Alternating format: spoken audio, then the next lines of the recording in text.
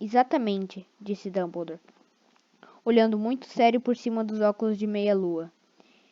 Isso seria o bastante para virar a cabeça de qualquer menino. Famoso antes mesmo de saber andar e falar. Famoso por alguma coisa que ele nem vai se lembrar. Você não vê que ele estará muito melhor se crescer longe de tudo isso até que tenha capacidade de compreender?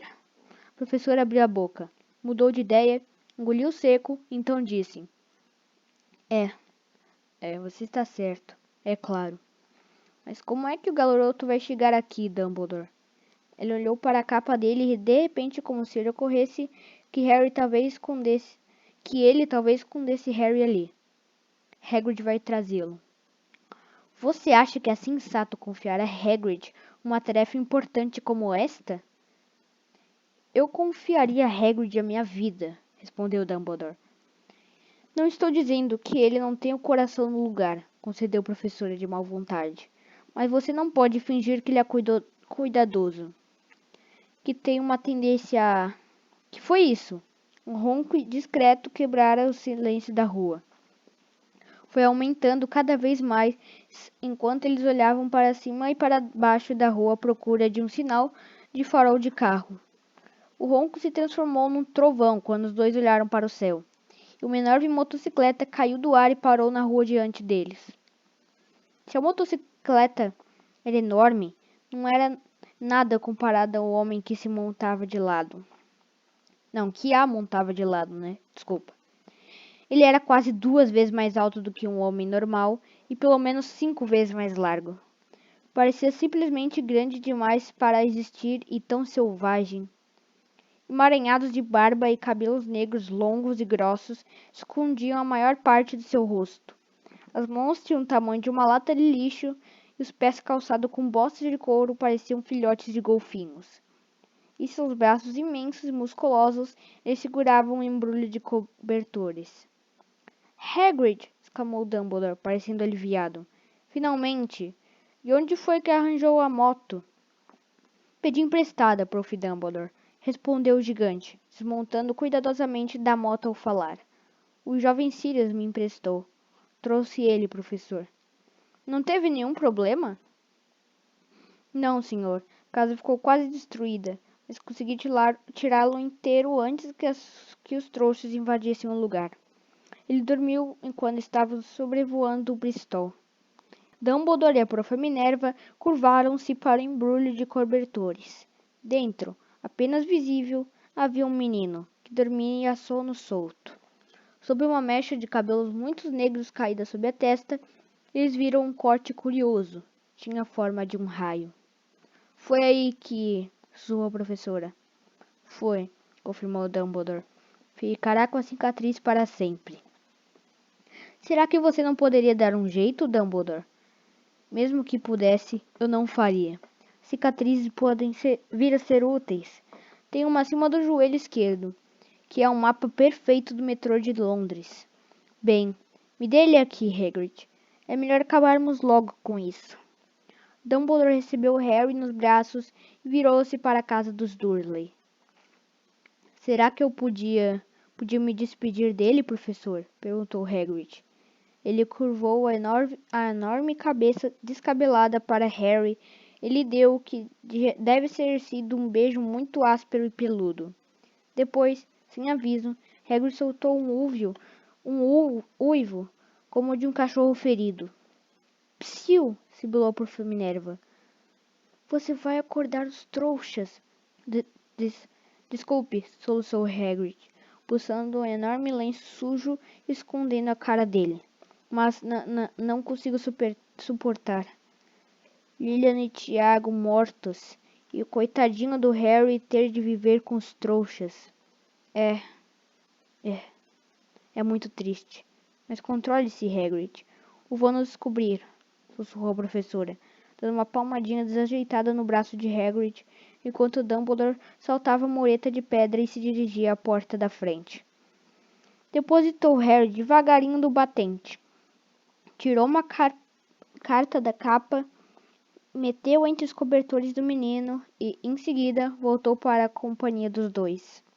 Durante 1 minuto inteiro, Os três ficaram parados olhando para o embrulhinho.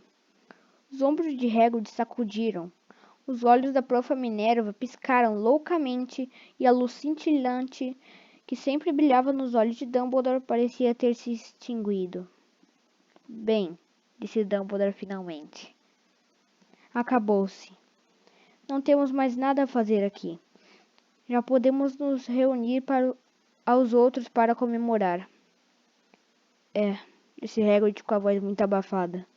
Vou devolver a moto de Sirius. Boa noite, Prof. Minerva, professor Dumbledore. Enxugando os olhos na manga da jaqueta, Hagrid montou na moto e acionou o motor com um pontapé. Com um rugido, ela levantou o voo e desapareceu na noite. Nos veremos em breve. Espero, Prof. Minerva, falou Dumbledore, com um aceno na cabeça. Com o aceno da cabeça. A Prof. Minerva assou o nariz em resposta. Dumbledore virou-se e desceu a rua. Na esquina parou e puxou o apagueiro. Deu um clique e 12 esferas de luz voltaram os lampiões, de modo que a Rua dos Alfineiros de repente iluminou-se com uma claridade laranja e ele divisou o gato listrado se esquivando pela outra ponta da rua. Mal dava para enxergar o embrulhinho de cobertores no batente do número 4. Boa sorte, Harry, murmurou ele. Tirou os calcanhares e, com o movimento da capa, desapareceu. Uma brisa arrepiou as cercas bem cuidadas da Rua dos Alfineiros. Silenciosos e quietas sobre o negror do céu, o último lugar do mundo em que se alguém esperaria que acontecessem coisas espantosas. Harry Potter virou-se dentro dos cobertores sem acordar. Sua mãozinha agarrou a carta ao lado, mas ele continuou a dormir, sem saber que era especial, sem saber que era famoso, sem saber que iria acordar dentro de poucas horas com o grito da Sra. Dursley ao abrir a porta da frente para pôr as garrafas de leite do lado de fora, nem que passaria as próximas semanas levando cutucadas e beliscões do primo Duda. Ele não podia saber que, nesse mesmo instante, havia pessoas se reunindo em segredo em todo o país que erguiam os copos e diziam com vozes abafadas: A Harry Potter, o menino que sobreviveu. E assim acaba o primeiro capítulo. Gente, pelo amor de Deus, que capítulo bonito. Eu vou ter cortado a maioria dos meus gaguejos e ataque de dicção, né? Mas, cara, gaguejei muito, pelo amor de Deus. Eu depois, quando for editar, vou ter um trabalhão pra editar essa bosta.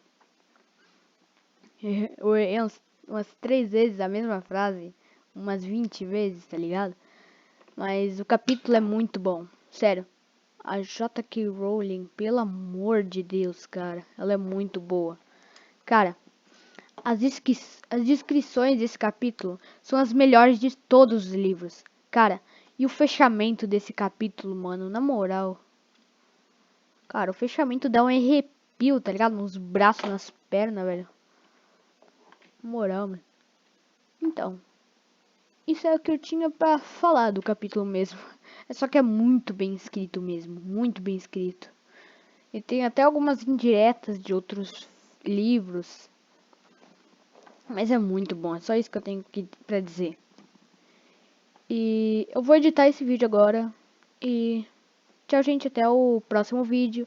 Se inscreve, ativa o sininho, dá o like nesse vídeo se você gostou. E comenta o que você gostou.